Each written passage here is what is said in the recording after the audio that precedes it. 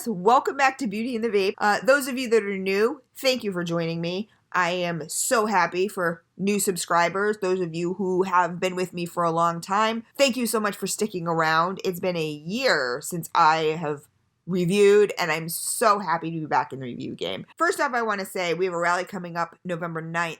Guys, in Washington, D.C. I cannot make it. There will be a call to action for those who cannot make it that will be happening simultaneously at the same time. So go to UVA, United Vapors Alliance, go to the Facebook group, join it, and you can be kept abreast of everything that's going on, what your calls to action are going to be. I'm sure one of them will probably be flooding the White House's phone lines. And thank you to everybody who is going out. I don't have a ride, so I can't go, but it's so super important, especially now. Now is not the time to get complacent. The other thing I want to address is my last video, the Coquito video. I got a comment on there. I never get mean comments. Now, this wasn't a mean comment, so please do not spread hate because I will block you. I don't care if you're defending me. I don't care what the reason is.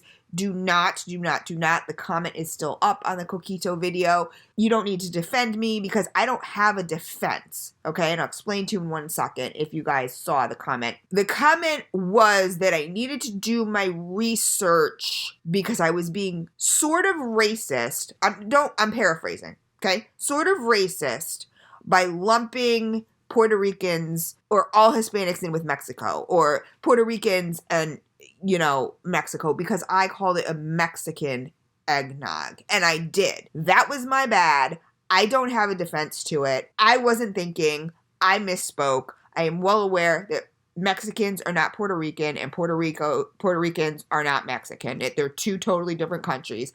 I'm well aware of that, okay? I misspoke. So my sincerest apologies to anybody who watched that and thought that I was being racist in any way or was offended in any way, because I never mean to offend. Those of you who've been with me a while know I have a good heart, okay? I might come across as crass and brash a lot of the times, but I really have a good heart, and I would never purposely offend anybody, okay? That was a brain fart moment, and actually I didn't even really think about it. It's just I thought, oh, it's a Mexican, whatever. I didn't put too much thought into it, and that was bad, because this is a Puerto Rican line. They're Puerto Rican desserts. So, hello, it would be Puerto Rican eggnog. And I Googled it, where Coquito came from, because I thought maybe it originated in Mexico, and and they picked it up in Puerto Rico, but it's a different version. There's both Mexican and Puerto Rican, Coquito. And I found out, no, there's not. There's not, Chris. Okay, it's Puerto Rican. So I was wrong. So please do not get nasty in comments, because even if you're defending me, I will delete it. That comment is still up. I addressed that person. He also posted in the Fogging Out with the Batman group. I addressed him there also, just with an apology, because there is no defense. I don't have a defense. There isn't a defense. I misspoke, and I was wrong, and that's it. So let's get on with the line, guys. So we have the Sabores del Encanto. This is oh God. And please don't get offended, guys, when I totally butcher these names, because I am not Puerto Rican. I am not of any, Hispanic, Mexican, Puerto Rican, Spanish descent. I took 4 years of Spanish in school, but I just can't do it. So this is Pastelillos del Guayaba. Oh my God, I butchered it. I apologize. But this is the Guava Flaky Pastry. And this is described as a sweet guava paste filled inside a flaky pastry topped with powdered sugar. So I have this on my Nudge 22, as usual, using cotton bacon prime, as usual, with a 3.1 coil, as usual, at 47 watts. I'm finding with these lines that 47 watts on this setup works great for me. Once I bump up the wattage, I tend to lose the front notes. With that would be the guava. And, you know, the guava is the star here, right? Guava Flaky Pastry. The guava would be the star that makes it stand out. So let's get this ball rolling. I love guava. So I had said about the eggnog, I'm going to say this about the guava. Okay, the coquito, I had said, if you are not a eggnog person, don't count this one out because it's not the same. You know, I said of the coquito, don't count it out because it's not the same. Same thing with this one. I've had a million guava vapes. I tend to gravitate towards guavas, mangoes, you know, blackberries, huckleberries, you know, anything that's not like your pineapple, strawberry, blueberry, grape, apple, you know, your normal everyday fruits. If it's an unusual fruit, then that's what I tend to gravitate towards.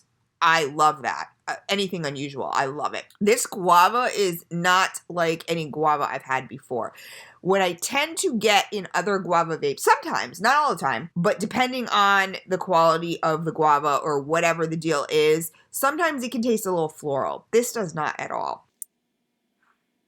What I'm loving about this is a sweet line. It's sweet, okay? It is not overly sweet. It's not sickeningly sweet. It can be an all-day vape. I'm a sweet person. So when I'm telling you it's not overly sweet or sickeningly sweet, please believe me, because I have had some that you vape it, and after about 4 drags, you're like, all I taste is sweetener. Not with this at all. Could this be an all-day vape for me? 100%. I'm going to tell you why. In my other videos, I've mentioned the sweetness lingers on your tongue at the end, which I love. Same thing with this one. It does. First off, I'm getting the guava, okay? And it's not, it says it's a sweetened guava paste, but it's not sickeningly sweet. It's great. The guava is amazing. I don't know how to describe guava to you guys because I've never actually eaten a guava. So there's nothing for me to compare it to. I don't think you could really compare it. If you can, post it in the comments, guys. I love comments. I always answer all my comments. Post in the comments, if you love guava, what's a fruit you can compare it to? You know, that everybody would know. Because I think that would help people make a decision. But you get the guava, and then you get the flaky pastry, and then you get the powdered sugar. And what's funny about it is that this one's powdered sugar as opposed to granulated sugar. Guess what? I can tell the difference. I don't know if it's because I've just been vaping my normal stuff that I love for the past year and got a little burnt out, maybe. And now I'm really catching nuances here. I can tell the difference between the powdered sugar and the granulated sugar. Because powdered sugar is sweet, but it's not as sweet as granulated sugar. I don't get that. I don't know. It's almost weird. I can almost taste a texture, which is so odd. You know, a texture difference. Like if this had granulated sugar on it, I could probably taste that. I don't know. My taste buds are freaking me out at how accurate this e-liquid is, or my taste buds have just come back to life and they're going, hello, we're here. And what makes this one stand out, I did the cream cheese flaky pastry, and is that an all-day vape for me? Yes, I'm done with it. I'm done. All the ones I've reviewed, I'm basically done with all of them. The coffee in the Cafe Con Leche, I need more because I'm like, I'm out of it. But what makes this one different is the sweetness is not the only thing that lingers on your tongue. What comes back around, okay, I loved the cream cheese, but cream cheese pastry is a little different. If you like the cream cheese pastry, but you are questioning whether or not you should try the guava, because you've had other guava vapes, you hate them, use code BEAUTY15. It'll be on your screen, the whole video. And the guava comes back around at the end. So what lingers is the sweet guava also at the end, which is much different from the cream cheese. I would call that more, the cream cheese flaky pastry was more of like a basic. So would I pick this one over the cream cheese one? Yes. Nothing wrong with the cream cheese one. Cream cheese one was great. Love it. There was just nothing that really made it stand out. The guava here is the star of the show. And the fact that this is the first one that I've tried where my initial note comes back around to the end means this is so well-rounded. I mean, another 2 thumbs up. This is an all-day vape for me. I would pick it over if it was my choice. I'd vape them all. They're all vapeable. Catch them all, vape them all. they're just, oh my God, they're out of the park. And I'm not just saying that. I have so many e-liquids, guys. You guys know when I was reviewing before, I had a video up almost every single day. And I've tried so many e-liquids. And this line right here is a standout. And if you're looking for more from the E&B line, stay tuned. Because we got more coming. And I'm so excited.